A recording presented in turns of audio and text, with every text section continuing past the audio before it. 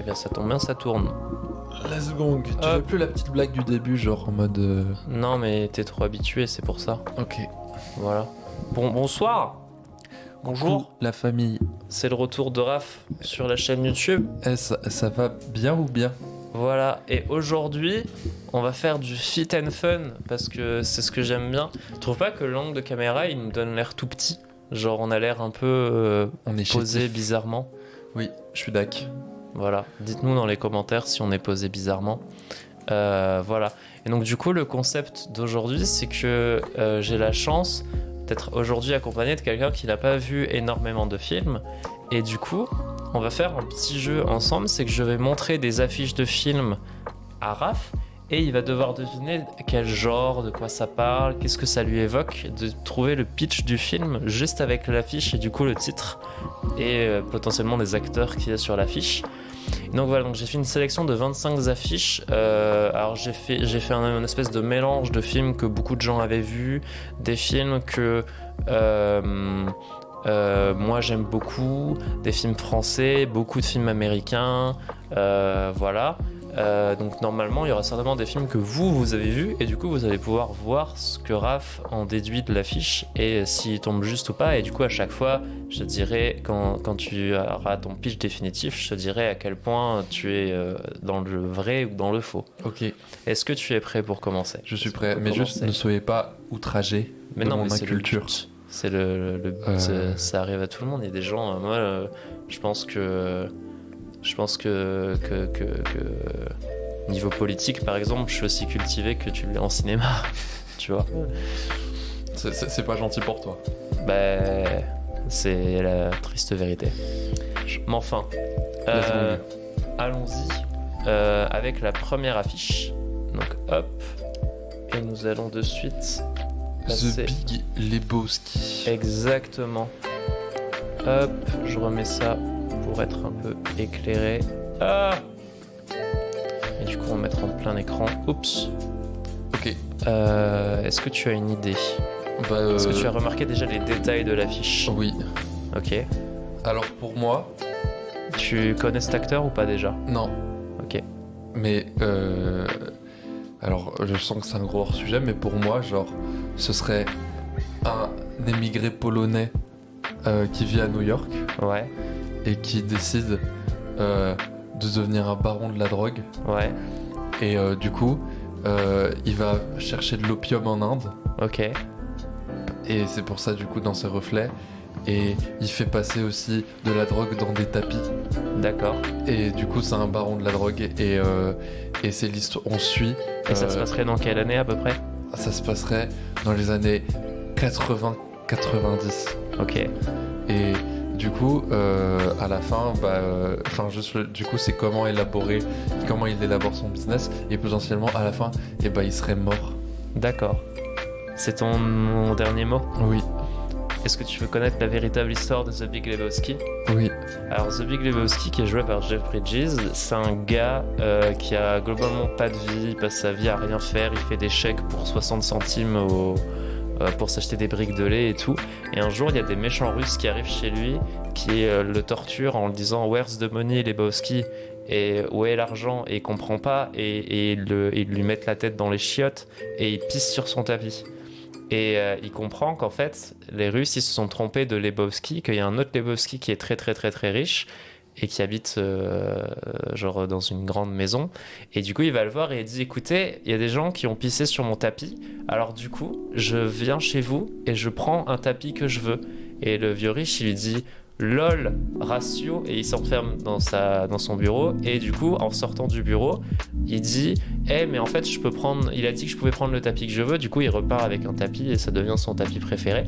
Sauf que ensuite, le riche, il rappelle l'autre Lebowski et il lui dit "Écoutez, ma femme a été kidnappée par les méchants russes. Est-ce que vous pourriez aller amener la rançon aux méchants russes. Et du coup, c'est un espèce de comédie un peu noire, très humour noir, machin et tout.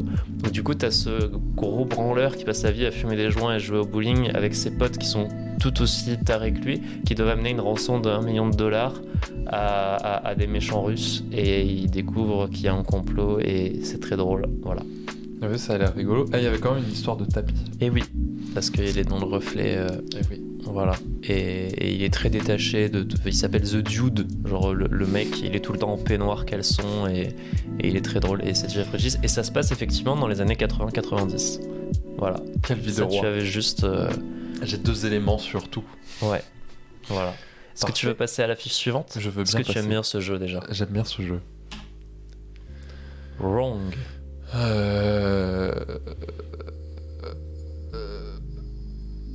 C'est l'histoire. Il y a très peu d'informations. Hein. J'ai pris volontairement certains films qui avaient des affiches un peu minimalistes pour stimuler un peu. C'est l'histoire en fait, genre d'une famille. En fait, j'ai peur que, genre, parce qu'il y a des films dont j'ai entendu parler, et j'ai peur qu'à chaque fois, genre, je fasse des liaisons à la con. Ça fait partie du jeu. Tu vois, le truc que je t'ai dit, ça ressemble à un autre film, mais je sais plus comment il s'appelle.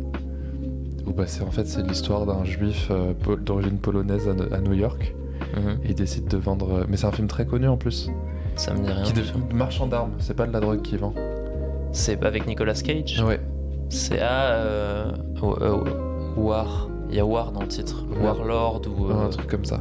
Ouais. Et là, j'allais partir sur un truc aussi où je sais que c'est un autre film. Alors, est-ce que tu veux peut-être. Il y a peut-être une information qu'il te faut pour. Comment dire imaginer ce film. Sache que dans ce film, il y a quelqu'un que tu connais, enfin que tu connais sa tête du moins. Il y a Eric Judor dans ce film. Il n'a pas un rôle principal, mais il a un petit rôle. Ok. Voilà. Donc là, j'ai une autre idée, mais je sais qu'il doit y avoir un film aussi comme ça. Mais dans ma tête, c'est genre l'histoire genre d'un père de famille. Et genre, il vit avec sa petite famille, une petite vie genre normale. Et donc classique et tout. Moi, ce qui me fait penser à ça, c'est l'idée bucolique de l'affiche.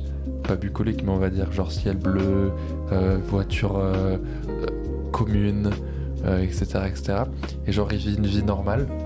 Mais en fait, tout est faux autour de lui. Et du coup... Un peu comme The Truman Show. Et bah voilà, je savais qu'il y a un autre film, donc du coup, c'est sûr, c'est pas ça. Mais du coup, voilà. Genre qu'il se rend compte que tout le monde est des acteurs, que... Ouais, que tout est faux. Tout est wrong. Ok. Voilà. C'est ton dernier mot? Ouais. Alors l'histoire de Wrong, c'est l'histoire de Dolph, qui est un jeune homme tout à fait normal, qui vit une vie assez paisible avec son chien notamment. Sauf que pour nous, globalement, son monde il paraît un petit peu bizarre. Genre par exemple le matin, son réveil il passe de 5h59 à 5h60 au lieu de passer à 6h. Dans le bureau où il travaille, il pleut dans le bureau. Et du coup, ils sont tout mouillés tout le temps. Et voilà, il y a des palmiers qui se transforment en sapins et ce genre de choses. Et un jour, Dolph, il se réveille et son chien Paul a disparu. Et du coup, tout le film, c'est Dolph qui essaie de retrouver son chien Paul en essayant diverses techniques. Il lit des livres un peu de New Age pour essayer de communiquer par l'esprit avec son chien. Il va ramasser une crotte de son chien, il va le mettre dans une machine qui peut lire les souvenirs des objets. Il va rencontrer des gens un peu bizarres, etc. etc. Et c'est très absurde. Donc en gros, c'est genre une histoire d'un premier point de vue genre banal, mais vu que dès le départ, ils ont posé un cadre. En fait, le monde dans lequel il vit est absurde. C'est un film de Quentin Dupieux. Ok, d'accord. Voilà. Et vu qu'ils ont cassé les codes de la normalité, cette quête pourtant anodine, bah du coup, ça devient... En fait, ça perd le spectateur, parce que du coup, il a pas de repère pour se mettre à la place et essayer de trouver, avoir des pistes. Ok. Et du coup, il y a un de mes gags préférés, parce que du coup, Eric Judor joue le jardinier du personnage principal. Et plusieurs fois pendant le film, il appelle le personnage principal en disant « Ouais, il y a un problème avec votre palmier, en 30 ans de carrière, j'ai jamais vu ça et tout. » Et quand il arrive enfin dans son jardin avec le jardinier, bah, t'as Eric Judor devant un sapin qui fait « Ah mais je sais pas ce qui s'est passé avec votre palmier, j'ai jamais vu ça. » Voilà, ce genre d'humour. Ok. Voilà. Donc Parfait. film franco-américain. Affiche suivante. Oui. On peut pas. Comment ça?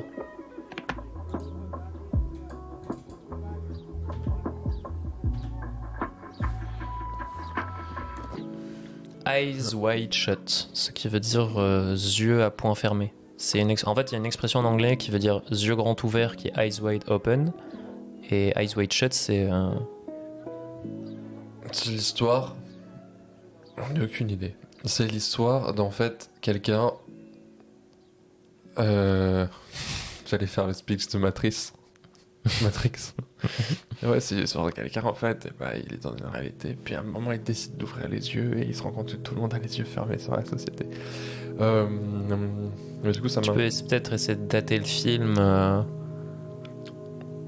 pour te faire être. Est-ce que c'est les années 80, genre 1980 pile? Mince. Non, alors. c'est fin 90. Mince. Je te alors. donne un peu de contexte. Et il y a un casting assez impressionnant, notamment dans le rôle principal, c'est Tom Cruise. Ok. Du coup, c'est la bagarre. C'est pam pam boum boum paf tchac. Ouh, tata pam pam. Non. Et Elle est difficile celle-là. ouais, non mais Elle t'inspire pas. bah en vrai, attends, je me concentre.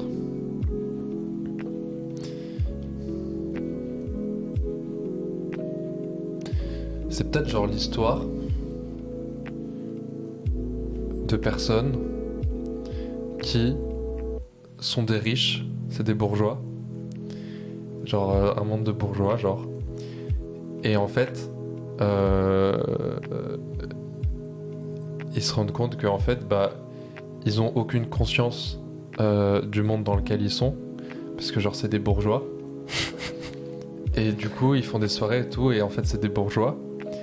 Et à la fin, en fait, genre tout se barre en couille, mais en fait, ils se rendent pas, en fait, ils comprennent pas, et donc le public, en fait, il comprend, mais en fait, les protagonistes du film, ils comprennent pas ce qui se passe, parce que genre, c'est des bourgeois, et du coup, bah, ça se barre en couille, et on est face du coup à des genre anti-héros, des personnes qui pigent rien de pourquoi ça se barre en couille, qui n'arrivent plus à vivre et tout. Mais du coup, on n'arrive pas à être en empathie avec eux parce que, bah, en fait, nous, on comprend exactement le pourquoi et on trouve ça même, genre, mérité. Et à la fin, du coup, c'est genre une tragédie, genre, à la fin, ils meurent tous. Ok. Alors, tu n'as pas l'histoire du film, cependant, je pense que tu as à peu près le message du film. C'est ça qui est assez fascinant. Parce que du coup, c'est l'histoire de Tom Cruise et du coup, je sais plus qui c'est qui joue sa femme, je crois que c'est Nicole Kidman, qui est un couple de bourgeois, effectivement. Ok. Et en fait, Tom Cruise, en l'occurrence, il prend sa meuf totalement pour acquise et il s'imagine même pas qu'elle pourrait le tromper ou quoi. Genre, pour lui, les femmes ont pas de désir ni rien et tout machin. Et en fait, un jour, ils ont une discussion complètement défoncée à la weed. Enfin, genre, ils fument un joint, un machin, où il se rend compte que bah, si sa meuf, c'est un humain, globalement, et qu'elle a des envies, des désirs, et qu'elle songe presque même à le quitter, et que genre, son couple va bien plus mal qu'il ne se rend compte. Et un jour, par hasard, il se retrouve dans une orgie avec plein de gens qui posent des matchs, des bourgeois décadents qui baisent en fait dans un immense manoir où ils sont tous masqués, c'est en mode cérémonie bizarre. Et en gros, il y a une personne de ce truc-là qui se rend compte qu'il n'a pas du tout sa place ici et qui l'aide à s'enfuir, entre guillemets, mais sauf que du coup, il a vu des choses qu'il n'était pas censé voir. En fait, pendant tout le film, il va un peu devenir parano sur... il a l'impression qu'il y a des gens de ce groupe-là qui le suivent et tout, enfin, il devient un peu fou et tout. Et en plus de ça, il s'en veut de fou d'avoir trompé sa femme parce que lui il s'imaginait jamais tromper sa femme et du coup il l'a fait et enfin il l'a fait, il est juste passé à la soirée, il a rien fait tu vois, mais il se sent coupable de fou et tout et ça le rend un peu fou et en fait à la fin il lui avoue tout et elle est super vénère mais elle est en mode bah, de toute façon la vie c'est de la merde donc autant continuer dans cette relation toxique et voilà. Voilà. Ok, c'est genre. Mais il y a le côté de bourgeois qui se rend pas compte du vrai monde, qui peu à peu se rend compte qu'en fait il est trop con et qui devient fou et qui genre finit par être aussi ridicule que n'importe qui quand il est en panique, quoi. Ok. Voilà. Et c'est le dernier film de Stanley Kubrick avant qu'il crève. Voilà. Et c'est celui que j'aime bien.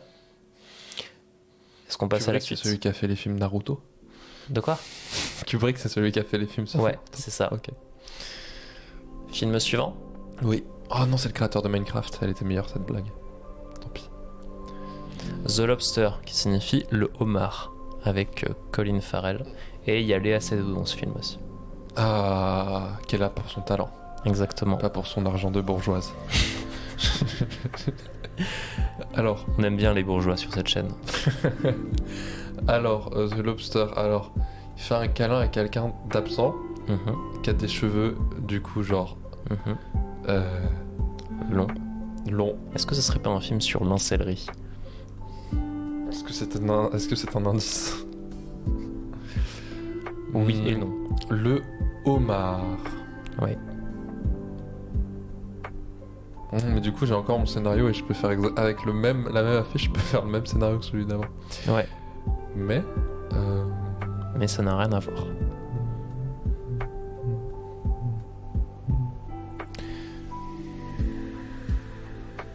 Tu veux d'autres petits indices peut-être? non, ça va aller.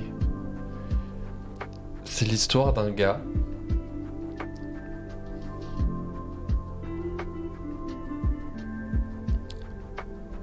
En fait, il était avec une meuf et genre cette meuf là, et bah elle est tombée enceinte et lui il s'est cassé. Et en fait, il s'est cassé genre cette meuf là elle lui a annoncé le jour de Noël et il mangeait un homard et il s'est cassé et après le temps a passé genre parce que du coup il était jeune, genre il avait 20 piges. Et après, 15 ans plus tard, genre à 35 ans, ou même plus, genre 20 ans plus tard, et bah, genre il est de nouveau à Noël, mais rien à voir, et il remange un homard. Et en fait, c'est le fait qu'il mange un homard que ça lui rappelle qu'il a peut-être une fille quelque part. Et du coup, bah, il va chercher cette fille. Et soit le film s'arrête au moment où il la retrouve, soit le film continue, et en fait, ça raconte aussi l'histoire de, bah, au final, genre, la famille, c'est un peu, genre, que des mots tant que tu l'as pas vécu.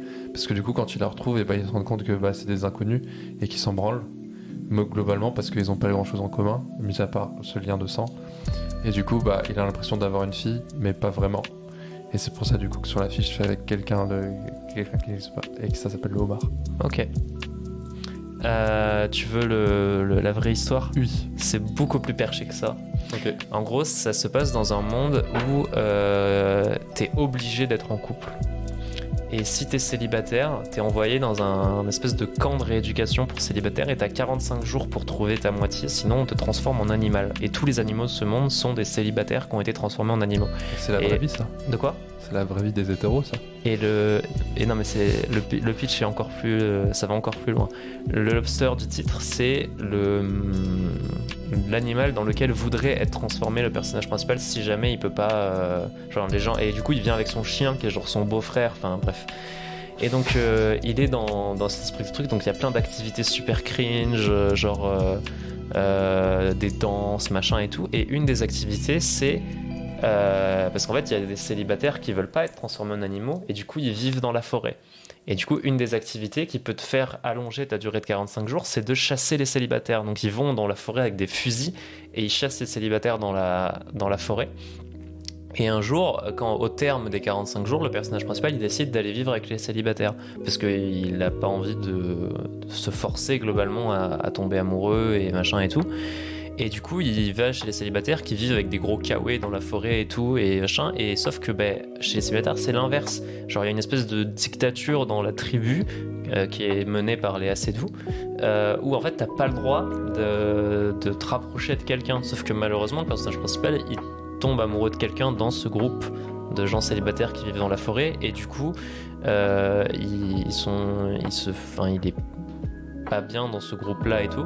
Et du coup, tu veux que je te raconte la fin ou... Vas-y. En gros, avec... Après, peut-être pour les gens, peut-être. Ouais, c'est vrai. Ouais. Mais du coup, voilà, et ça finit pas très très bien. Et spoiler, à la fin, le personnage principal, il se crève les yeux, mais je vous dis pas pourquoi. Ah. Voilà. Joyeux. Voilà. Mais c'est très très bien foutu, et c'est un film d'un réalisateur grec qui fait beaucoup de films un peu avec des pitchs un peu comme ça, genre... je sais pas comment on pourrait définir ce genre de pitch, mais par exemple, il a fait un autre film de parents qui élèvent leurs enfants sans qu'ils aient accès au monde extérieur, qui s'appelle Canine, et qui leur disent vous pourrez sortir le jour où vos deuxièmes canines tomberont, donc les dents définitives.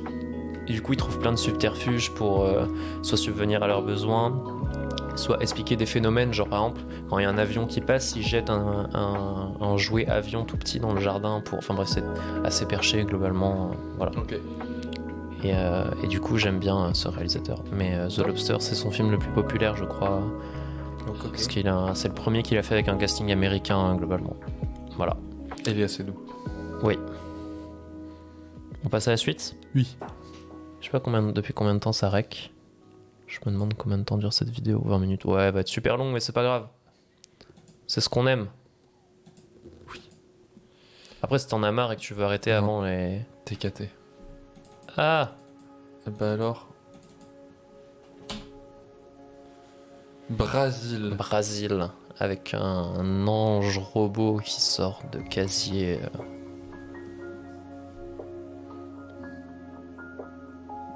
Est-ce que c'est un vieux film, genre les années 70 ? Je crois que c'est début 80. Je peux vérifier si tu veux. Ok. Mais c'est cette période-là.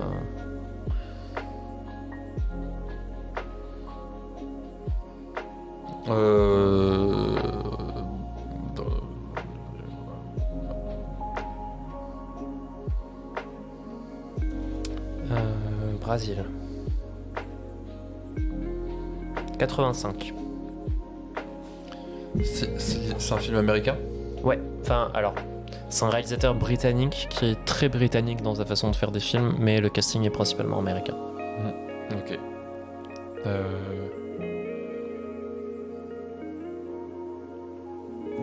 C'est l'histoire. Petit indice, tu vois la musique qui fait tan tan tan tan tan tan tan tan tan tan, ça vient de Brésil. Ok. C'est l'histoire d'en fait du Brésil. Ok. Et en fait, à un moment au Brésil, et bah genre ils étaient tous croyants, genre. Et du coup, ça servait à l'État de contrôler les Brésiliens, tu vois, genre. Et du coup, à un moment, vu qu'ils sont dans la merde, il y a une vague d'athéisme qui frappe le Brésil. Et du coup, ils décident de se révolter et tout, et d'arrêter d'être dans ce milieu-là et tout, d'être comme Bolsonaro. Mm-hmm. Et du coup, ça commence à foutre le bordel dans le pays et tout, et du coup, ils sont en train de perdre ce pays, tu vois. Du coup, les États-Unis, ils paniquent. Parce qu'ils disent mince, encore quelqu'un de socialiste qui va arriver à la tête d'un État. Et du coup, ils se disent merde, faut absolument qu'on leur redonne la religion pour qu'ils se calment. Et du coup, ils créent des anges robots sortis des casiers de la CIA et qui ont pour but d'évangéliser une nouvelle fois le Brésil afin de les refaire rentrer dans le rang. Ok.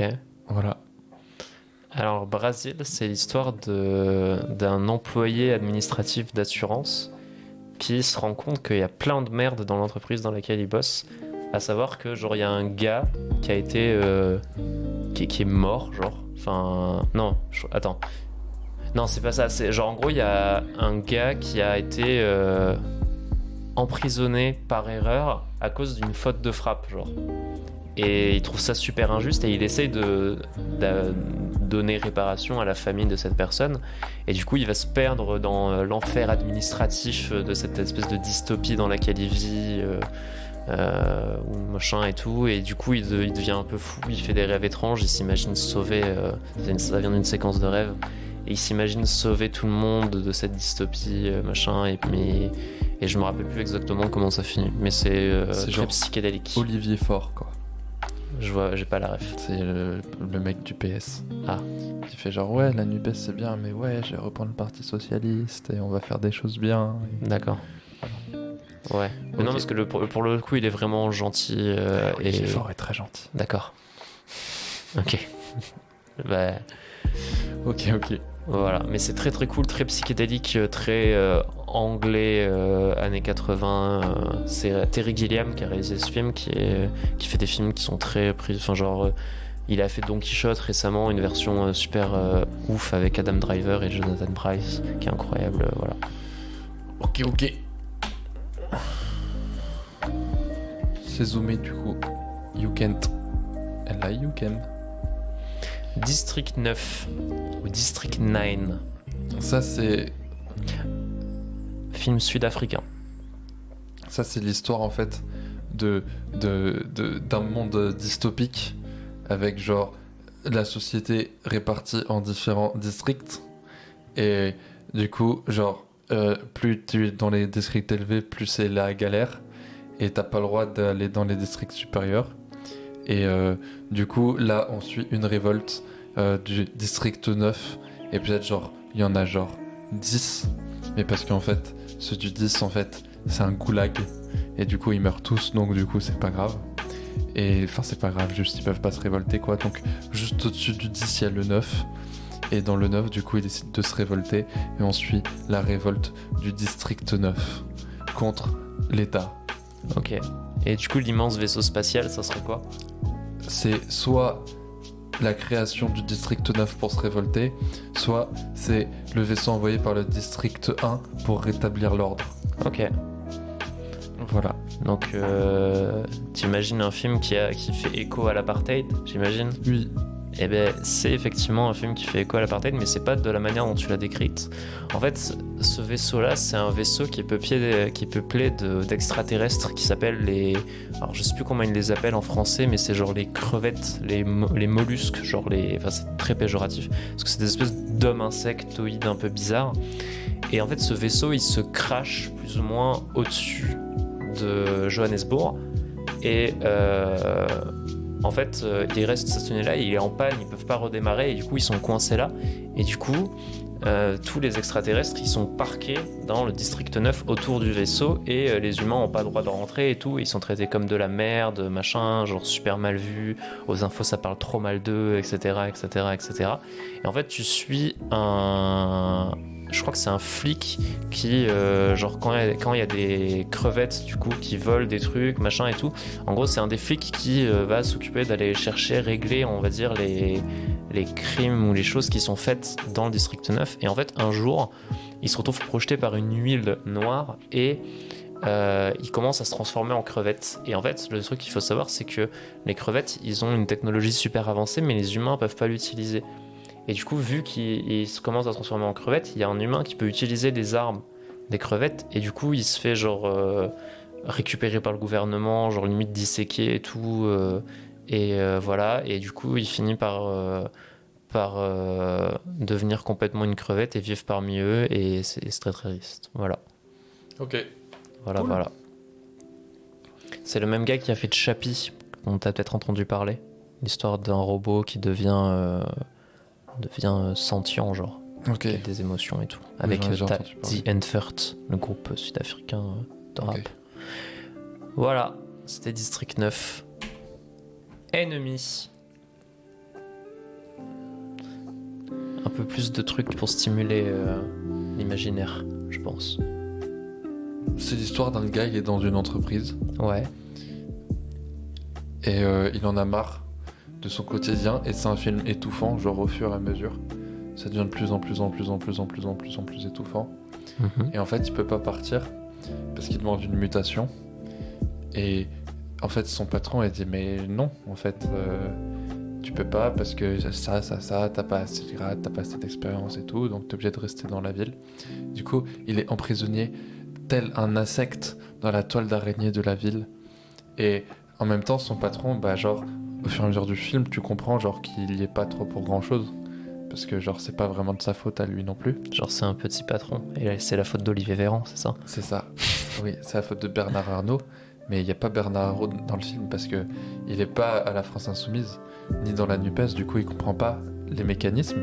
Du coup il sait pas qui c'est vraiment son ennemi.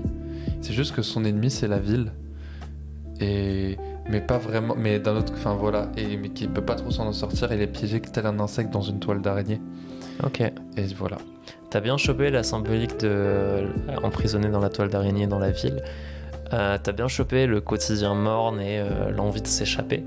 Mais l'histoire de Enemy, c'est l'histoire d'un professeur d'histoire qui est très malheureux dans sa vie, qui a pas vraiment de personnalité, qui a une vie d'un chien et tout.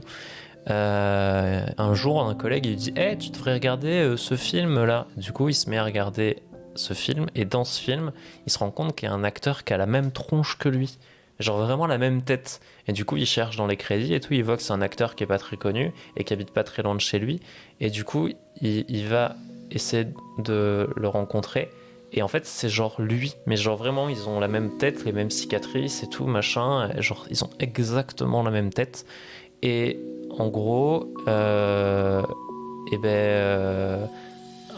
comment dire, l'acteur il fait pression sur le prof d'histoire parce que il a vu que le prof d'histoire il avait un plan cul qui lui plaisait et du coup il lui dit laisse-moi baiser ta meuf en gros. Et du coup ils échangent de vie pendant genre 30 minutes, enfin non, pendant une soirée pardon plutôt. Et sauf que pendant la soirée l'acteur qui a pris sa place il meurt, et du coup le prof d'histoire il va le remplacer dans sa vie, dans la vie de l'acteur du coup, qui est un peu mieux que la sienne parce que il a une femme qui est enceinte et qui l'aime, et il est acteur, il fait ce qui lui plaît et tout, et voilà. Et du coup c'est un peu psychédélique et très oppressant comme film, comme tu l'as pu jusqu'à la toute fin, et très très très très bien, et voilà. Ok. Voilà. Mais t'avais les grandes lignes, j'ai l'impression. Ouais, mais pas le concept oui. principal. Ben ça manque à l'affiche, mais je trouve que c'est plus intéressant justement quand tu découvres le film de pas l'avoir forcément. Je suis d'accord. On enchaîne ? Oui. Adieu les cons. Film français. Je viens de réaliser que ça avait un peu le même pitch d'un film qu'on vient déjà de passer. Petit indice. Mais à ton avis, lequel ? Bah pour moi, genre... pas un film... Enfin... Du coup, je sais pas après ce que tu m'as dit. Parce que moi, le premier truc, c'est genre... c'est des personnes qui en ont marre de leur quotidien. Et donc, qui décident de se casser de leur quotidien. Et du coup, on suit leur aventure de comment ils se rencontrent dans un quotidien morne et comment ils veulent se casser d'un quotidien morne. Mais en fait, dans leur échappatoire, au final, on se dit, mais est-ce qu'au final, vu que eux deux étaient conditionnés dans ce quotidien morne, est-ce que au final, changer ensemble de quotidien, ça revient pas à faire face à des nouvelles personnes qui est-ce que ne se sortir de la connaissent matrice, c'est pas créer une nouvelle matrice finalement ? Pire que ça, est-ce que sortir d'une matrice dans laquelle on s'est rencontrés, c'est pas s'éloigner ? Voilà. Ok. Alors l'histoire de Adieu les cons, c'est un peu la même histoire que Brasil finalement. Ça parle surtout de l'enfer administratif et de ce genre de choses globalement. En gros, c'est l'histoire d'une meuf qui est jouée par Virginie Efira, qui va bientôt mourir, et en fait elle a je sais plus comment on dit, quand tu accouches sous X, Ouais. d'un enfant qu'elle a jamais vu, et du coup vu qu'elle va bientôt mourir, elle se dit j'aimerais bien rencontrer mon enfant quoi. Et d'un employé d'administration qui est joué par Dupontel, et qui en a marre d'arnaquer les gens, enfin pas d'arnaquer les gens mais de leur dire qu'ils peuvent rien faire alors que en soi ils pourraient faire des trucs et tout machin, et qui décide de se suicider, sauf qu'il se rate et il tue un de ses collègues avec un fusil. Et en fait à ce moment là il croise la route de Virginie Efira qui est en train de péter un câble dans un bureau parce que l'administration veut pas lui machin, et du coup ils partent à la recherche de cet enfant anonyme, et c'est une espèce de comédie française un peu mais quand même un peu dramatique, et avec des beaux plans. C'est Albert Dupontel, rôle principal et réalisateur, et un peu science-fiction, assez sympa, il y a des moments très très drôles. Et, et voilà, il y a un personnage qui est aveugle, qui est un peu le running gag du film. Il y a Kian Kojandi, qui joue un médecin et genre à un moment ils ont des papiers qui ont les informations qu'ils veulent, mais c'est écrit par un médecin, du coup ils arrivent pas à le lire, et du coup ils vont voir Kian Kojandi pour qu'il le traduise. Ce genre d'humour, tu vois. Et voilà, et du coup voilà, et ça se finit pas très bien, et Ok. voilà. 500 jours, enfin 500 Days of Summer, ou alors 500 jours d'été, et le titre français c'est 500 jours ensemble. Juste, est-ce que là, il y a des films genre hyper connus qui sont passés ou ça reste des trucs, The Big Lebowski, ouais, Brazil, ouais, mais c'est plus la génération d'avant. Et je me rappelle pas de tous les films qui sont passés. Eyes Wide Shut, ouais. Sinon, c'est mi-niche, on va dire. Ok. Les 500 jours de l'été. Oui, à savoir que Summer, c'est aussi un prénom. C'est un des prénoms des personnages, globalement. Et du coup, c'est 500 jours d'été, et c'est un jeu de mots avec le prénom Summer. Genre 500. C'est pour ça que ça a été traduit par 500 jours ensemble, parce que vous pouvez pas trop traduire le jeu de mots. C'est l'histoire d'un hétéro cringe Ouais, qui tombe amoureux d'une meuf, ouais, qui s'en bat la race de lui, ouais. et du coup, il décide de la stalker et de noter toutes les informations sur elle pendant 500 jours. Ok. Et bon, vu que tu m'as donné l'indice du prénom, Ouais. du coup non, mais sinon moi genre mon idée c'était genre que cette personne là à un moment elle décide, genre elle habitait aux États-Unis et genre au milieu du film elle décide d'aller en Australie, et en fait bah lui tellement il est taré dans sa tête, Ah, ok. il Et c'est pour ça décide qu'il d'aller en était- Australie, Ouais. et du coup 500 jours de l'été, parce qu'en fait le film se passe tout le temps pendant l'été, et en même temps voilà. Ok. Alors c'est une comédie romantique, très hétéro effectivement. Et du coup l'histoire c'est que en gros il a une relation avec une meuf qui s'appelle Summer pendant 500 jours, c'est incroyable et tout, et puis ils rompent, et c'est la dépression, machin, seconde partie du film assez dure, qui montre assez bien à quel point ça fait mal d'une rupture, et du coup c'est un film sur le chemin de comment se remettre de 500 jours d'été, globalement, quand il reste plus que l'automne et l'hiver et tout ça. Et voilà, et j'aime bien ce film, même si effectivement il y a beaucoup de trucs hétéro-cringe dedans, voilà. Et j'aime beaucoup la fin d'ailleurs, que je ne vais pas spoil. Voilà. Ok, trop cool. Voilà. Si jamais vous regardez cette vidéo et vous avez besoin de vous remettre d'une rupture, ce film est très très bien. Je vais rien dire. Allez, Ah bon je vais rien dire. Let's gong, Pourquoi? Tu vas rien dire? TKT. Ok. Go. Ah, t'as zoomé un peu. Alors, The Hitchhiker's Guide to the Galaxy, qui pourrait se traduire par le guide de l'autostoppeur galactique. Ok, c'est l'histoire d'un gars qui vit une vie genre nulle, à chier. Ça commence comme ça les films. Ça commence souvent comme ça les films. Ouais. Effectivement. Et à un moment, il reçoit la visite d'un extraterrestre, genre c'est une comédie. C'est une comédie. Et du coup, cet extraterrestre-là, il fait du stop en fait. Mhm. Et lui, qui est un gars nul, il fait mais nous on est nuls sur Terre, enfin y a personne là ici qui va entendre vers une autre planète quoi, enfin nous on est allé genre max sur la Lune. Et du coup lui il fait mais n'importe quoi et tout. Et du coup il décide bon si c'est comme ça, genre je me casse, je vais essayer de faire mes trucs extraterrestres, genre de me mettre à un endroit précis pour appeler d'autres gens, pour peut-être qu'ils viennent me chercher quoi. Et lui dit mais attends mais moi du coup je veux venir avec toi parce que ma vie elle est nulle et peut-être que ailleurs c'est mieux. Et du coup, on suit l'aventure de ces deux gars qui cherchent à fuir la galaxie, avec un des deux du coup qui a une vie nulle et qui cherche justement juste à partir ailleurs, et qui explique à l'autre en fait le monde, la Terre dans lequel il vit, et qu'au final, genre c'est une comédie, mais d'un autre côté c'est rigolo parce que ça permet d'avoir un point de vue extérieur sur la Terre et de faire des blagues comme ça drôles sur certaines absurdités de l'espèce humaine ou ce genre de choses, etc., etc. Alors, c'est un peu comme pour Eyes Wide Shut. Je pense que t'as compris l'idée du film, mais pas le pitch. Alors, l'histoire, c'est que c'est un mec qui a une vie pas très bien, effectivement, au début. Et un jour, il se réveille, il y a des bulldozers tout autour de sa maison, parce qu'en fait, sa maison va être rasée pour construire une autoroute. Et du coup, il commence à gueuler sur les ouvriers de chantier et tout. Et là, il y a son meilleur pote qui vient le voir, il fait « Viens au bar !» Et ils vont boire des bières, et son meilleur pote, il lui explique « Écoute, depuis ces années, en fait, moi, je suis un extraterrestre, et en fait, la Terre, elle va être détruite pour construire une voie rapide. Du coup, faut qu'on se casse.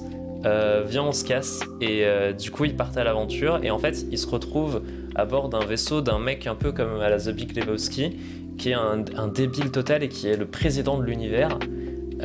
Et en fait, ce président de l'univers, il a eu une info top secrète, c'est que il y a une espèce ancienne qui a créé un ordinateur pour trouver la réponse à la vie, l'univers et tout le reste, et que la réponse c'est 42.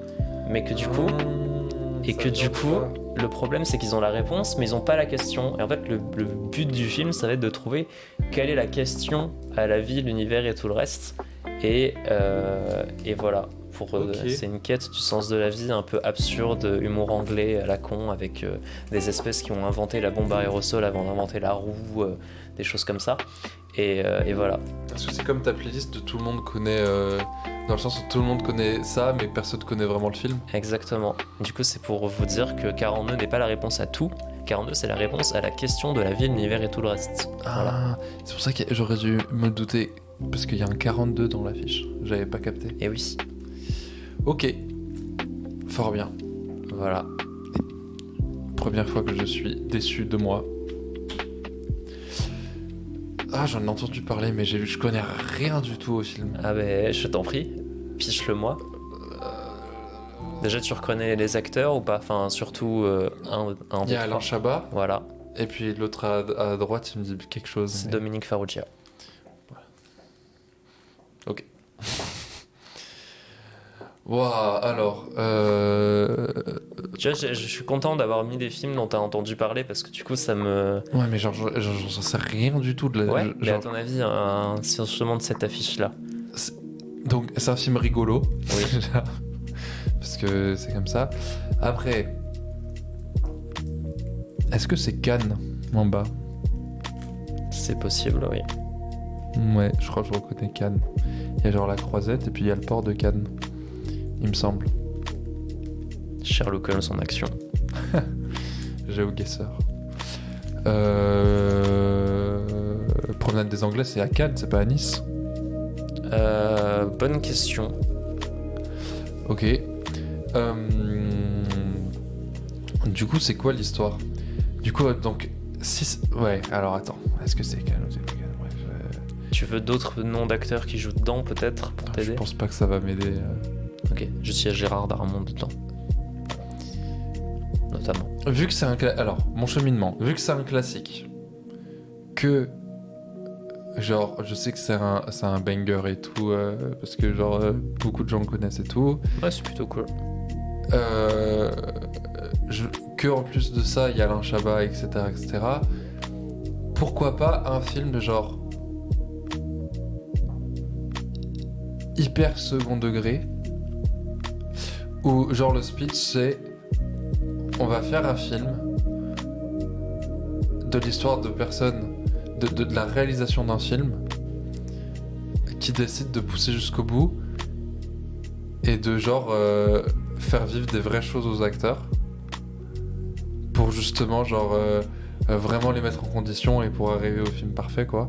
Mais au début les acteurs ils sont pas au courant que ça se passe comme ça et du coup ça se passe comme ça et du coup c'est l'histoire de la réalisation de ce film. Ok, c'est un peu nébuleux, mais... Bah, si c'est trop nébuleux, bah c'est genre ils doivent faire un banger en termes de film. Ouais. Et du coup, bah, il dit non, mais il y a un gars qui fait non, mais j'ai une idée, j'ai À une idée. repousser les limites du cinéma et faire des acteurs, genre sans les prévenir, les mettre dans des situations compliquées, quoi. C'est ça, de mettre genre Ok. des vraies personnes qui leur tirent vraiment dessus. Ok. Voilà, ce genre de trucs comme ça et ce genre d'humour où du coup, eux, ils sont pas au courant et puis ils continuent et puis de temps en temps, ils voient passer une caméra qui Ok. filme, etc., etc. Et Ouais. surtout à une époque où du coup, c'était pas comme aujourd'hui, tout le monde a des smartphones et tout. Hmm. Et du coup, le film se tourne autour de ça. Ok. Alors le film, il tourne autour d'un tueur à la faucille et au marteau qui vient d'un film qui s'appelle Red is Dead. Et en gros, c'est un film dans le film. Globalement, c'est un film d'horreur dans le film. Et en fait, ce tueur se met à tuer des gens dans la vraie vie. Et du coup, on suit l'enquête autour. Ah, c'est rigolo, j'ai réussi à trouver le truc du quatrième mur. Ouais, et tout. on suit l'enquête autour de ce tueur. Et donc du coup, alors je me rappelle plus exactement du pitch, mais il me semble que Alain Chabat est censé protéger une des... Parce qu'en fait, en gros, je vais sûrement mal le pitcher, mais il me semble que c'est l'équipe qui a travaillé sur le film Red is Dead qui se fait tuer par le tueur du film Red is Dead. Et du coup, Alain Chabat est chargé de protéger une des actrices qui a joué dans ce film. Voilà. Et du coup... Ah, c'est rigolo, tu sais que j'avais aucune idée. Ouais, non, mais... C'est rigolo ça. Bah, après, Et du coup, c'est Cannes. il me semble que ça se passe pendant le festival de Cannes, ouais. Après, Ok. j'en ai des souvenirs très flous. Je pourrais pas... dans les commentaires si je me suis trompé sur la Cité de la Peur. Ok, trop cool. Voilà. Ah bah je suis content, je rattrape. American Beauty, Hmm. qui est un de mes films préférés. Enfin, c'est un des films... C'est pas dans ma sainte trinité des films, mais pour moi, c'est un des films à chaque fois que je le revois, je l'aime encore plus.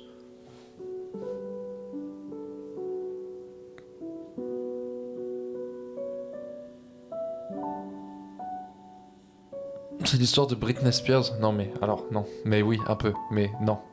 En gros, c'est l'histoire d'une personne qui était conditionnée pour être aux normes de beauté, aux normes genre de comment être, comment parler, comment agir. Et du coup, elle est grave mise en avant par le système. Et en fait, c'est du coup quelque chose du coup qui l'a totalement détruite de l'intérieur. Et le film, c'est l'histoire de comment cette personne essaye de se reconstruire tout en essayant au maximum de conserver cette apparence parce qu'elle sait que c'est ce qui lui permet de survivre à l'instant T. Et du coup, ouais, c'est comment cette reconstruction difficile et presque impossible du coup se met en place. Et à travers cette reconstruction, on se rend compte de tout ce qu'il y a en fait à déconstruire et tout ce qui est néfaste en fait du coup dans les normes de beauté et dans ce qu'on peut imposer aux femmes dans les sociétés américaines et occidentales de manière générale. Alors, ce que t'as dit, ça fait partie du propos du film, mais c'en est qu'une partie. Ok. En fait, l'histoire du film, ça suit une famille américaine, vraiment tout ce qu'il y a de plus classique, genre le daron employé de bureau, la mère un peu girl boss, agente immobilière, et la meuf, enfin la fille un petit peu émo, en pleine crise d'ado, etc., etc. Et en fait, peu à peu, et ça passe surtout du coup par le père qui est joué par Kevin Spacey, bon, un peu cancel. Et en fait, ce qui est très cringe dans ce film, c'est que en gros, le père Kevin Spacey se met à fantasmer sur une des amies de sa fille, qui est juste sur l'affiche du coup. C'était En basé, fait, hein. de quoi? C'était basé. De quoi? Bah, Kevin Spacey qui fantasme sur Mais les oui, deux. justement, c'est voilà. Il doit être super bon dans ce rôle. Ouais, étonnamment. Alors bon, au final, il finit par avoir l'occasion et quand il se rend compte que cette fille a clairement pas l'âge, il s'arrête dans le film. Mais c'est Donc quand ça, même c'est moins basé du coup. voilà. Dans la réalité, voilà. Et en fait, du coup, ça déclenche. Genre, en fait, il pète un câble et il se rend compte que la vie qu'il a menée, c'est parce que la société. Enfin, c'est beaucoup plus subtil que ça, mais lui a imposé. Exactement. Et du coup, il quitte son taf, il se met à faire de la muscu, il s'achète une belle voiture, il fume du shit, machin et tout. Et du coup, en fait, il envoie globalement tout chier. En fait, tous les personnages, genre en fait, le discours du film, c'est que c'est pas en mode fuck la société, machin et tout. En fait, il se rend compte que s'il est déprimé, c'est parce que en gros, une des phrases du film qui m'a le plus marqué, moi, c'est y a rien de plus beau que de découvrir qu'on peut encore se surprendre. Parce que du coup, lui, il se retrouve à faire du sport, des choses auxquelles il n'aurait jamais pensé faire, etc. Et tout. Et du coup, c'est un espèce de dîme à se redécouvrir, à se reconnecter avec soi-même et tout, en se posant des questions sur soi-même, etc. Et donc ça, c'est une partie du discours. Et du coup, ça concerne aussi la pote de la fille qui, du coup, elle fait la meuf qui a couché avec plein de gars et tout, qui se la pète grave et tout, alors qu'au final, du coup, on apprend que elle est vierge et que machin. Et du coup, c'est un des trucs qui fait que Kevin Spacey, le personnage de Kevin Spacey ne finit pas, alors qu'il a l'occasion, ne finit par pas coucher avec elle. Et en plus, il y a tout un discours sur la beauté du monde parce qu'il y a un personnage, du coup, le personnage qui deal du shit à Kevin Spacey, qui est le voisin, qui est un autre ado qui est voisin, machin, qui du coup, lui, a un daron qui est genre un militaire super vénère, machin, qui se trouve être un homosexuel refoulé. Et en fait, si tu veux, il y a un malentendu qui mène à un événement dramatique en fin de film. Mais en fait, du coup, ce personnage-là, l'autre ado, il a tout un discours sur la beauté du monde. Genre, il filme des trucs dans la rue, des sacs qui s'envolent, machin. Il est en mode putain, mais ça m'émeut trop et tout, sur les petites choses, machin. Et du coup, c'est pour ça que j'aime énormément ce film, pour ce discours de la beauté qu'on a en nous et la beauté du monde en général. Et voilà. C'est genre un film sur la crise de la quarantaine, quoi. Ouais. Mais encore mieux. Mais moi, il m'a beaucoup parlé quand j'étais ado, et il me parle encore beaucoup maintenant. C'est plus du tout les mêmes choses qui me touchent dans le film à l'époque que je l'ai découvert que maintenant. Et du coup, voilà. Ok. J'aime énormément ce film. Trop cool. Même si, effectivement, toute la partie Kevin Spacey qui fantasme sur une mineure est extrêmement cringe. Voilà. Ok. Voilà. Ok. Cool. Par Sam Mendes. Et pareil, ça c'est un film qui est assez connu pour le coup.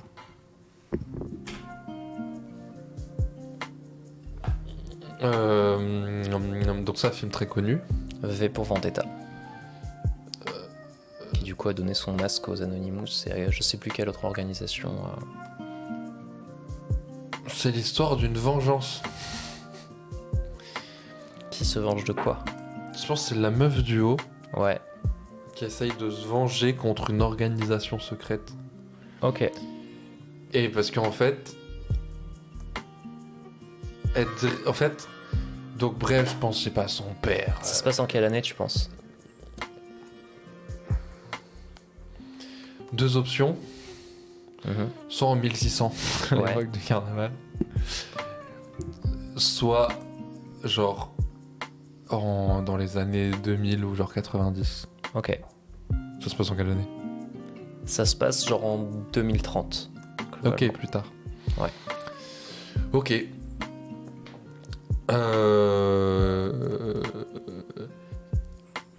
Du coup, admettons, il y a genre une organisation... Ah, attends. Alors non, du coup, par les Anonymous, ok. Donc, par les Anonymous...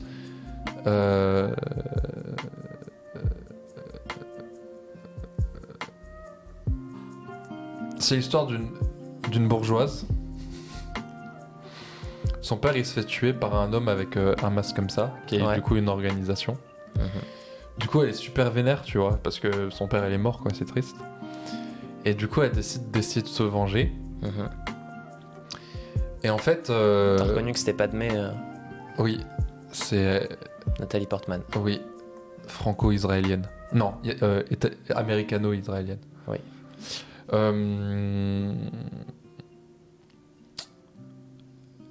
Et en fait, elle décide de se venger, mais en fait, elle se rend compte que c'est une organisation, que genre, il y avait des raisons derrière le meurtre de son père, et que au final, elle se rend compte que si elle doit se venger de quelqu'un, c'est pas genre des personnes qui essayent de changer les choses, c'est pas genre les gens masqués, mais c'est plus genre le système genre toxique et les tas de dirigeants du système dont faisait partie son père, qui sont en fait qui du coup ont créé des choses et que du coup alors qu'elle avait une haine et qu'elle dans un premier temps elle essayait de venger justement et tuer cette organisation là, elle finit par les rejoindre parce qu'elle comprend que son père il était juste une énième mécanisme de ce rouage là et que du coup il a été tué pour des raisons, pour les mêmes raisons pour lesquelles il faisait du mal, et que du coup pour éviter que d'autres personnes deviennent comme son père et qu'il y ait d'autres victimes, elle décide du coup de se retourner et devenir une traître à sa classe pour changer le système et aider cette organisation. Ok. Une fois de plus, je crois que t'as l'idée du film, mais pas le pitch. Alors c'est l'histoire du coup de Nathalie Portman qui joue. Alors je crois qu'elle est maquilleuse pour un mec qui fait un show à la télé globalement. Donc c'est un peu une prolo globalement. Quand même, genre classe moyenne, juste en dessous de la classe moyenne supérieure, on va dire. Et un jour, en rentrant chez elle, alors ça se passe au Royaume-Uni, et en 2020 et 30 et quelques, et en fait, genre il y a une espèce de chancelier qui est au pouvoir, digne héritier de Margaret Thatcher, et alors, tout a l'air de bien aller, ça ressemble étonnamment à notre monde, mais tu te rends compte très vite qu'il y a un truc qui va pas, genre il y a une milice armée qui patrouille dans la rue, il y a un couvre-feu, et du coup un soir elle rentre après le couvre-feu, et elle manque de se faire violer par un des membres de la milice, et elle se fait sauver par un mystérieux homme chapelé, masqué, qui s'exprime comme en 1600, qui neutralise les membres de la milice. Et il l'invite à la suivre sur le toit d'un immeuble pour assister à un spectacle. Et en fait, il fait genre il y a de la musique classique qui se met à jouer dans les haut-parleurs de la ville, et il se met en mode chef d'orchestre, et il y a un bâtiment administratif, je sais plus exactement, je crois que c'est un palais de justice qui explose et machin, et du coup le lendemain attentat machin et tout, et puis en fait elle se rend compte que à la chaîne de télé où ils travaillent, ils sont en mode ah ben non, c'est pas un attentat, en fait c'était prévu, c'était la destruction de ce bâtiment qui allait être remplacé bientôt, on a voulu faire la surprise et tout, on a passé telle musique parce que machin, et elle se rend compte qu'en fait tout est de la merde globalement, et du coup elle se retrouve à aider ce mystérieux personnage qui est le produit de plein de choses, enfin, genre en gros il est comme il est masqué parce qu'il est défiguré, parce que il a subi des trucs horribles en mode camp de concentration machin et tout, et en fait il mène une espèce de rébellion basée sur la conspiration des poudres de Guy Fawkes. Je sais pas si tu connais cette histoire. C'est un gars qui avait voulu faire sauter le Parlement en 1600 et quelques, et qui avait échoué, mais qui était genre à deux doigts en gros de renverser le régime en place au Royaume-Uni. Voilà, et du coup, elle va aider V, du coup, à mener sa rébellion et à tout faire sauter, quoi. Trop voilà. Cool. Voilà. Perfecto. Je sais pas à combien on en est. The World's End, la fin du monde. En français, c'est... Non, je vais pas te donner le titre français. Parce que ça donne trop d'indices.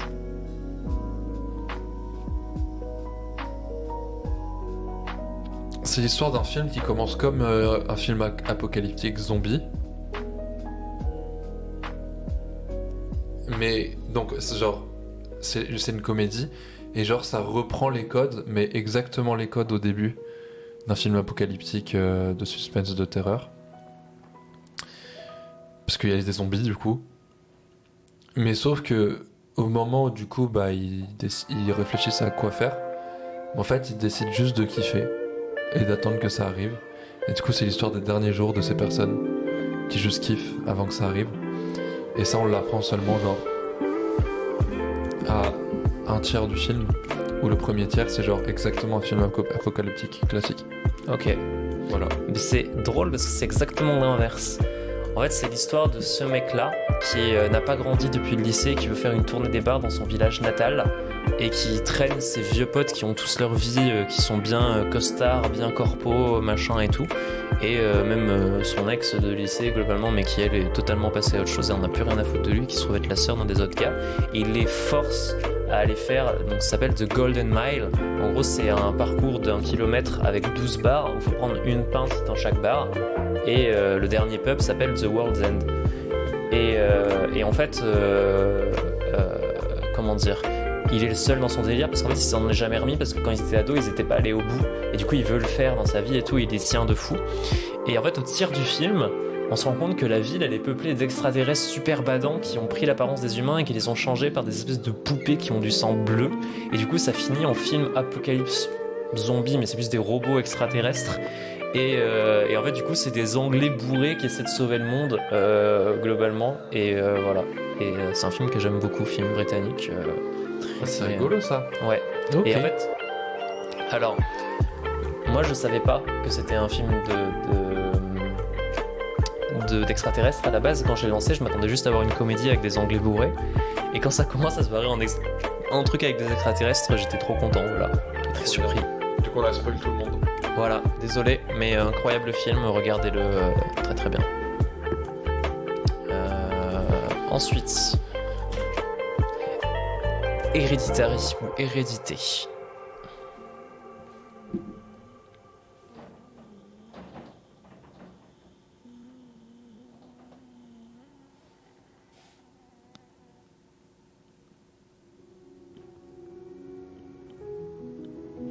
C'est l'histoire d'une personne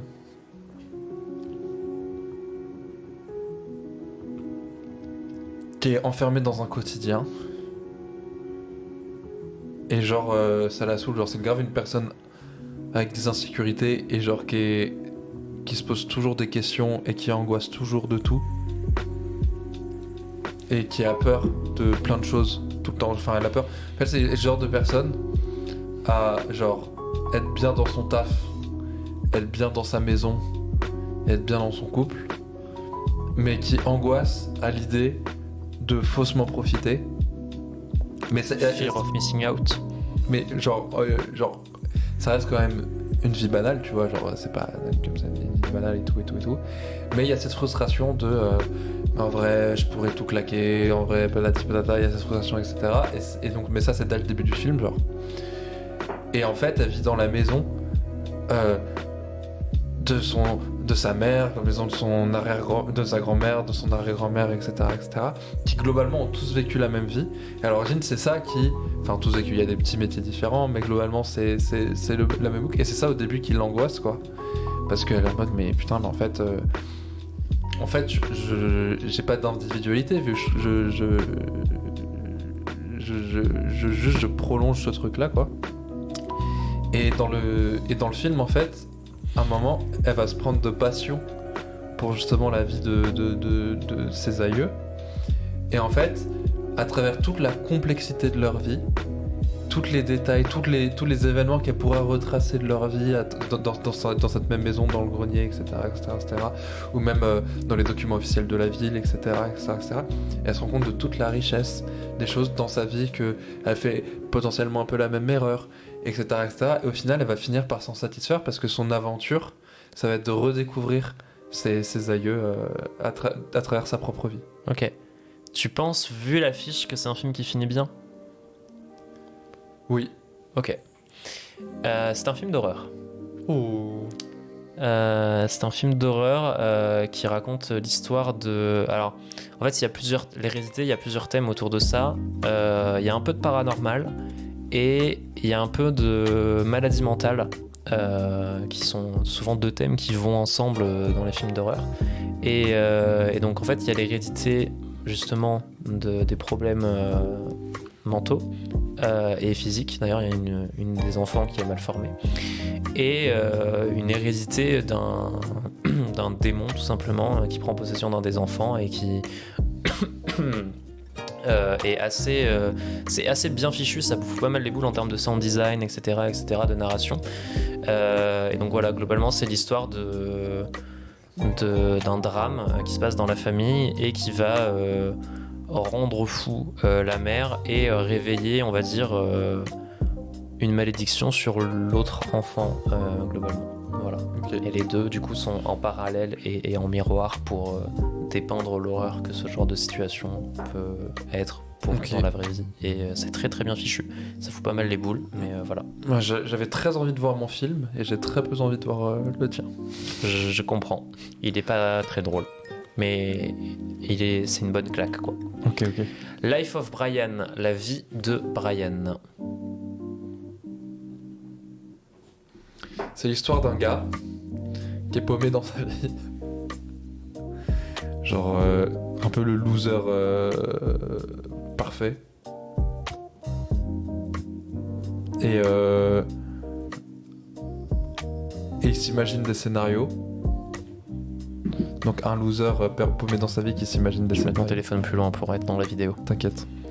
Donc gars genre trentenaire ou 25 piges genre qui est paumé dans sa vie.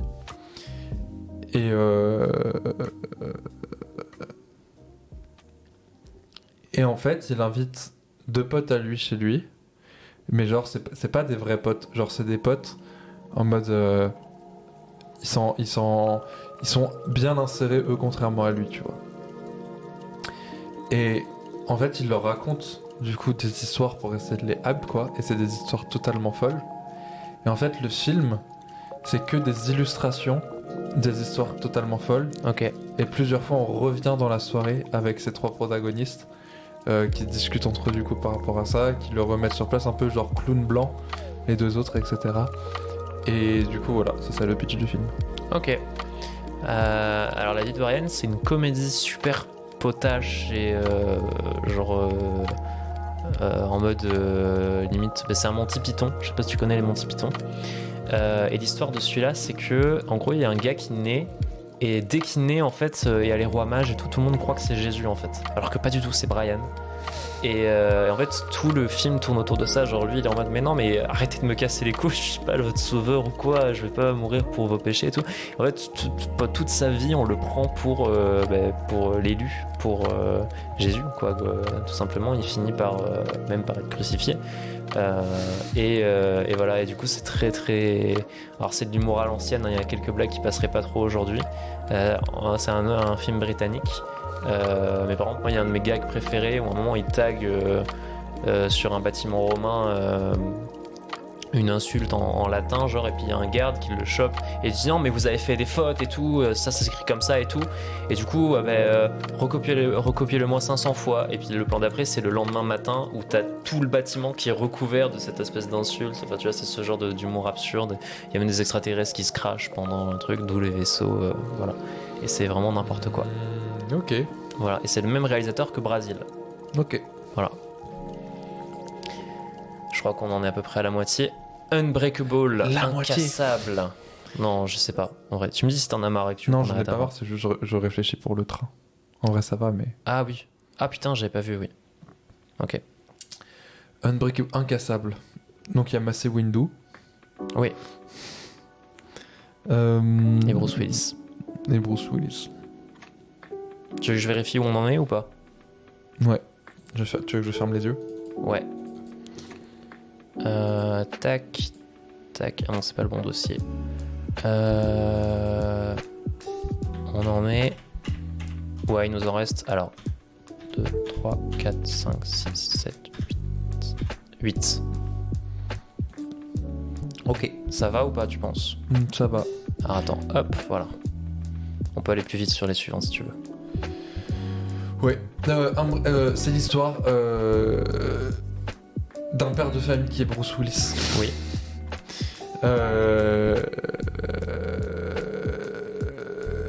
Qui dit que genre il est inséparable de sa fille ou de son fils, mais genre je vois bien sa fille et tout, parce que comme ça fait genre ouais, daron et tout. Et que son lien est incassable et tout. Et puis du coup à un moment, soit elle meurt, soit elle se fait perdre, soit elle est enlevée, soit elle est perdue. Enfin bref, elle est plus là. Et quand il va la rechercher, et du coup il enquête sur sa vie et tout. Et bah il se rend compte qu'au final, peut-être qu'il la connaissait pas tant que ça. Et que peut-être que du coup leur lien, peut-être qu'il est brisé. Enfin bref, voilà le pitch. Alors, Incassable, c'est un film de super-héros qui ne dit pas son nom. Parce que c'est l'histoire de Bruce Willis qui est un père de famille qui un jour est dans un accident de train et il n'a pas une égratignure et en fait il se rend compte qu'il a jamais été malade de sa vie, il s'est jamais rien de cassé de sa vie et tout, et voilà, et du coup il se trouve qu'il y a un autre personnage qui est passionné de bande dessinée et de comics qui est joué par Samuel Jackson qui lui a la maladie des os de verre, donc qui est le total inverse de lui. Et il est en mode ouah, trop stylé, t'es incassable et tout, machin. Moi je suis fan de comics et de super-héros.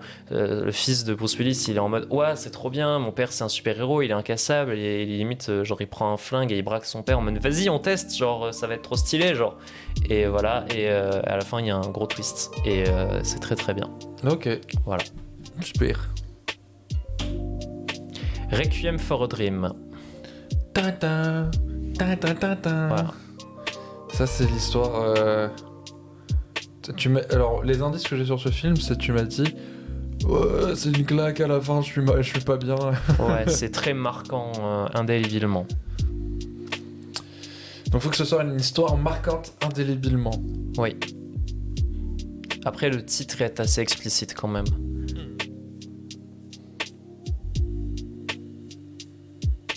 C'est l'histoire de quelqu'un qui prend une drogue.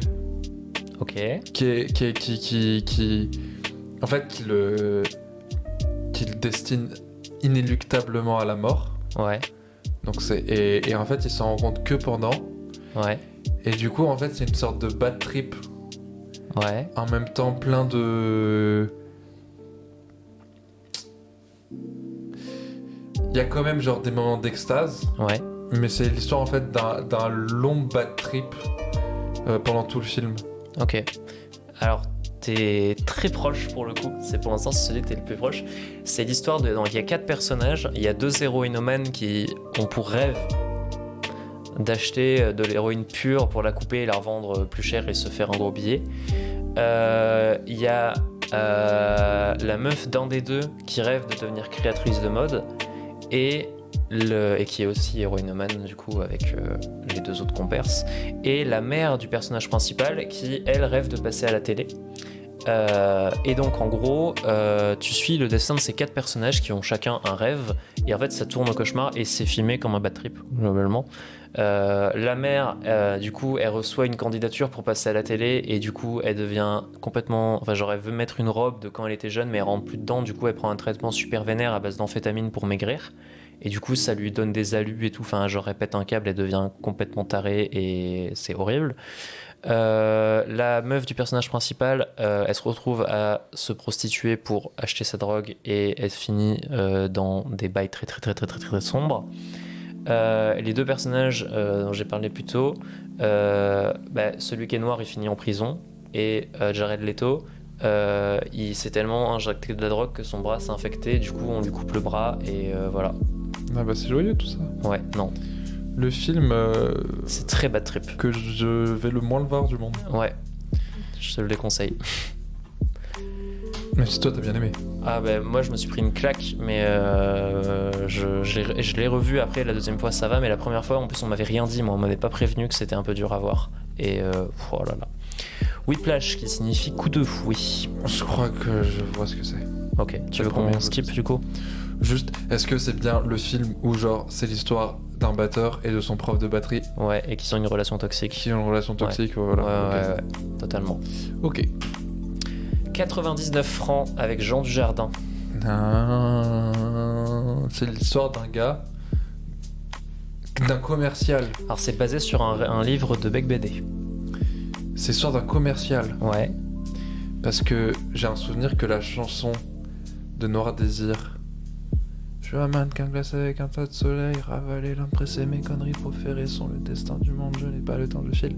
Ah non, en fait, non, ça n'a rien à voir avec. Je pense qu'il est pas dans la musique, mais c'est juste que quand j'avais créé, quand j'étais prof dans un lycée de musique, une comédie musicale, la personne avec qui, enfin ma coprof, elle m'avait, donc moi je voulais faire cette chanson-là, et elle avait mis un passage de ce film-là, en texte à dire, en tant que pièce de théâtre. Bah du coup ça doit être l'histoire d'un commercial. Qui vit dans quelle ville genre ? Qui vit genre à Paris. Ouais. Et qui du coup devient un peu déconnecté.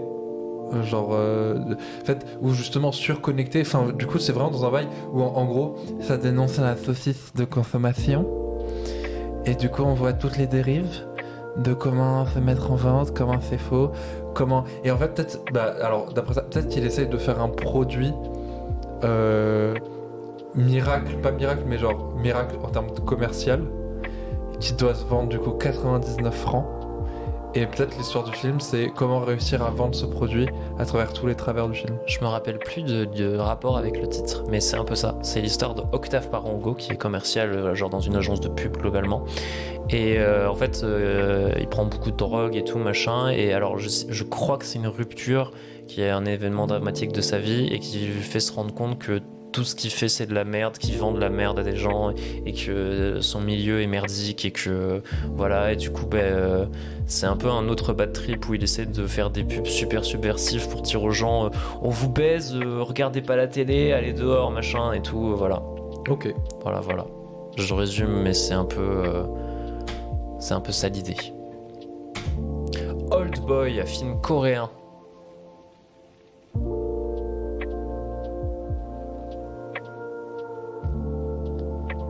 C'est l'histoire d'un gars amnésique Ok. qui a du coup, genre, tu sais, l'amnésie où genre t'oublies toute une partie de ta vie Ok. et du coup il se souvient que de genre ses 22 ans. Ok. Et du coup dans sa tête il a genre 22 ans et un jour. Ok. Et on lui dit bah non mais vous avez genre 50 piges, potentiellement une fille, potentiellement des trucs comme ça. Mais lui il dit bah non, enfin moi j'ai aucun souvenir de ce qu'il y a entre mes 20 ans et mes 50 ans. Ok. Et du coup il décide de vivre une vie, la vie qu'il potentiellement a eu mais qu'il se souvient pas, donc il décide juste de vivre sa vie et donc les années qu'il a envie de faire quoi, pour quelqu'un qui a dans sa tête 22 ans. Ok. Et du coup tout est décalé et du coup c'est le rapport qu'a du coup l'apparence physique de quelqu'un d'âgé dans ce monde-là de jeunes. D'accord. Alors il y a l'idée de la partie de la vie qui manque. En fait, c'est l'histoire d'un très mauvais père qui est alcoolique, machin et tout, qui est genre une grosse merde globalement. Un jour, il se retrouve enfermé dans une chambre d'hôtel pendant 15 ans. Et un autre jour, du coup pendant ces 15 ans, il se déterre en mode, parce qu'il sait pas pourquoi il est enfermé en fait. Il se déterre, il fait des pompes et tout, il se dit dès que je sors, je vais retrouver ce bâtard et le fumer genre. Et un jour, il se réveille dans une valise au milieu de nulle part avec un peu de cash et des nouveaux fringues et il est libéré. Et en gros, il y a une petite carte qui lui dit écoutez, c'est moi qui vous ai enfermé. Maintenant, vous devez trouver qui je suis et pourquoi je vous ai enfermé. Donc, il fait sa vie et tout. Il rencontre une meuf, il commence à faire une relation, etc. Machin. Et du coup, il va chercher pourquoi il a été enfermé et c'est quoi les bails globalement. Et quand il va enfin trouver des réponses, il va se rendre compte que la fille avec qui il a eu cette relation, en fait c'était sa fille.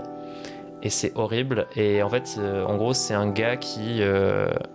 était un bourgeois issu d'une famille très incestueuse, ou alors je crois que c'est le gars en question sortait avec sa sœur et en fait il a révélé ça au grand jour et du coup son père a essayé de le tuer, ça a ruiné sa vie, genre toute sa famille machin, et du coup il s'est vengé en l'enfermant 15 ans et en lui faisant avoir une relation avec sa fille. Et du coup à la fin il se coupe la langue, il part vivre avec sa fille dans la neige et voilà, il devient catatonique genre.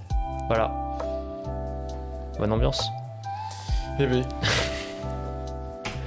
Gone Girl. C'est l'histoire d'un gars, il s'est fait larguer. Ouais. Et il sait pas pourquoi. Ouais. Et du coup le film c'est ou alors elle est partie, genre elle s'est fait Je me rends compte kidnapper. qu'il y a beaucoup de trucs d'hétérotoxiques dans mon... Oh, moi je sais, j'ai une idée encore mieux. C'est genre l'histoire d'une meuf qui part du jour au lendemain. Ouais. Et lui, il est persuadé qu'elle a fugué, enfin qu'elle s'est fait kidnapper, etc. Ouais. Alors qu'en fait, juste elle l'a quitté et elle est partie, quoi. Ok. Et donc elle recherche. Et du coup, il a pas de réponse. Tout ça, du coup, quand il fait ses recherches, on lui met face au fait que non, enfin. Et du coup, mais juste il veut pas y croire. Mhm. Donc du coup, c'est ce truc-là de quelqu'un qui reste dans son idée fixe, que non mais c'est pas possible qu'elle me quitte, de toute façon c'est pas possible qu'elle parte comme ça du jour Ok. au lendemain, et voilà. T'as l'idée de départ, mais t'as pas le développement. En gros, c'est un couple marié d'adultes un peu bourgeois. Genre, elle est autrice de bande dessinée super connue, et lui, c'est un prof genre qui gagne bien sa vie globalement. Et ils ont eu un peu cette image du couple modèle. Et en fait, du jour au lendemain, la meuf disparaît. Et en fait, tout accuse le gars. Et du coup, genre vraiment, genre il y a des endroits où il y a comme du sang qui a été nettoyé et tout. Enfin, c'est super suspect, tu vois. Et tu te retrouves à accuser le gars.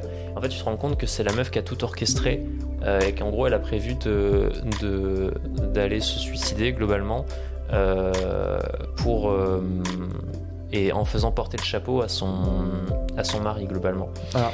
Et sauf que du coup lui il se met à la rechercher, il passe à la télé et tout, et elle le voit, elle est un peu en mode ah mais il fait tous ses efforts pour moi et tout, et du coup elle revient et elle le fait genre plus ou moins chanter en mode maintenant on est ensemble et on est de nouveau un couple modèle et tu peux rien y faire parce qu'en plus je suis enceinte et voilà, et c'est très toxique mais c'est très suspense, c'est très bien écrit et voilà. C'est joli, dis donc. Oui, mais je me rends compte qu'il y a beaucoup de films très sombres. Coupé. C'est l'histoire d'un film d'horreur, Ouais, d'un tournage d'un film d'horreur, ouais, mais du coup c'est absurde parce que du coup c'est une comédie autour d'un tournage d'un film d'horreur. ok. C'est totalement ça. C'est Ok. en gros un réalisateur français nul qui est chargé de refaire le remake d'un film japonais qui a un plan séquence de 30 minutes et en même temps il a des problèmes familiaux et tout. Bref, tout se barre en couille sur le tournage. Et en fait, la première partie du film, c'est le plan séquence, enfin le résultat final. Et ensuite, l'heure qui suit, c'est comment on en est arrivé là pour faire ce film-là et tous les trucs un peu bizarres que tu as vu dans le plan séquence, pourquoi c'est comme ça et tout. Tu vois l'envers du décor dans la suite du film et c'est très très très très bien. Très drôle. Cool. Et c'est par Michel Hazanavicius, celui qui a fait OSS 117 notamment. Et c'est très très drôle. Et voilà, ça faisait longtemps que j'avais pas ri autant dans une salle quand je suis allé le voir. Cool. The Silence of the Lambs, Silence des agneaux.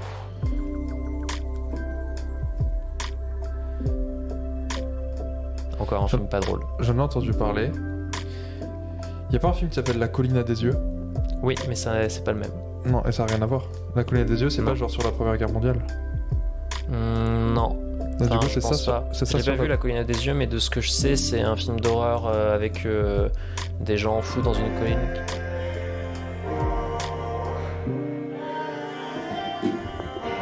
Petit problème technique. What the fuck? Jusqu'à ce que je die. C'était ça, non? Je sais pas. Ok. C'est ton téléphone qui a lancé une musique? Peut-être sur les enceintes du salon, mais bon, petit problème technique. Le silence des agneaux, c'est l'histoire d'un film d'horreur. Oui. Et puis du coup, c'est une personne qui peut pas parler et qui voit des gens se faire tuer. Ok. Voilà. C'est l'histoire d'Hannibal Lecter.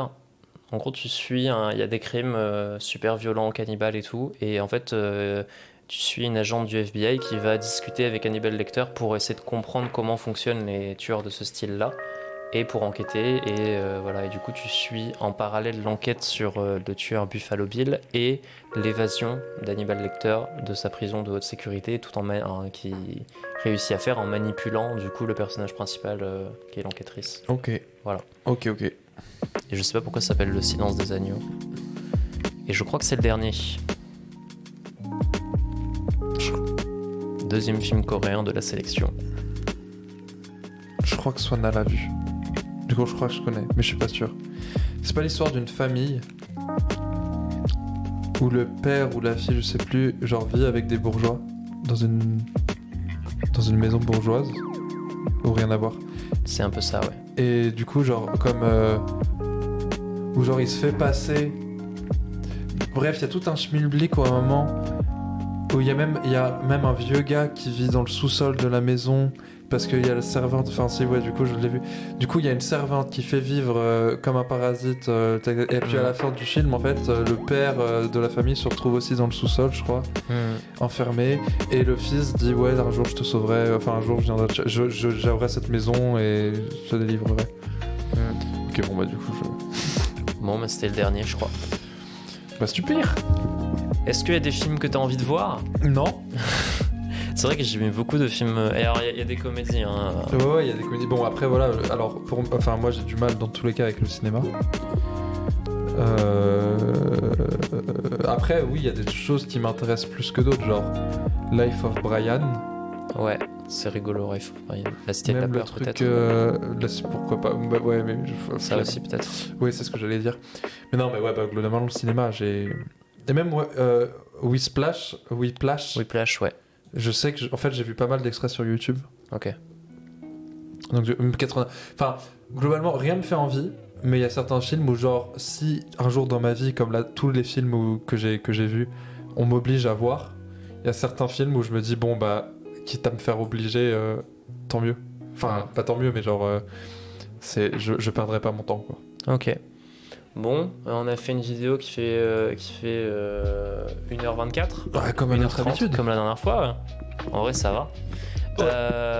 On va aller manger. Oui. Et puis voilà. Ça t'a plu comme concept de vidéo? C'était incroyable. J'ai peur que ce soit un peu long pour les gens. Ouais, bon après c'est la recette. C'est vrai. Attends, je vais repasser en full caméra pour dire au revoir aux gens. J'ai peur que genre les gens qui n'ont pas vu les films se fassent chier quand moi je fais mes idées, et Ouais. les gens qui ont vu les films se fassent chier quand tu les pitches. Ouais, après je les pitch très mal aussi, donc ça peut-être un peu les triggers aussi. Hein. Je pense que celui que j'ai le plus mal pitché, c'est La Cité de la Peur, et peut-être American Beauty aussi. Mais American Beauty, j'adore ce film. Je le défendrai bec et ongle, même s'il y a des trucs cringe dedans. Incroyable. Non, mais sinon, ouais, j'ai apprécié. Bon, bah écoutez, on espère que cette vidéo vous a plu. À bientôt, au revoir. À bientôt les amis, des bisous. Et du coup, la prochaine vidéo, ça sera une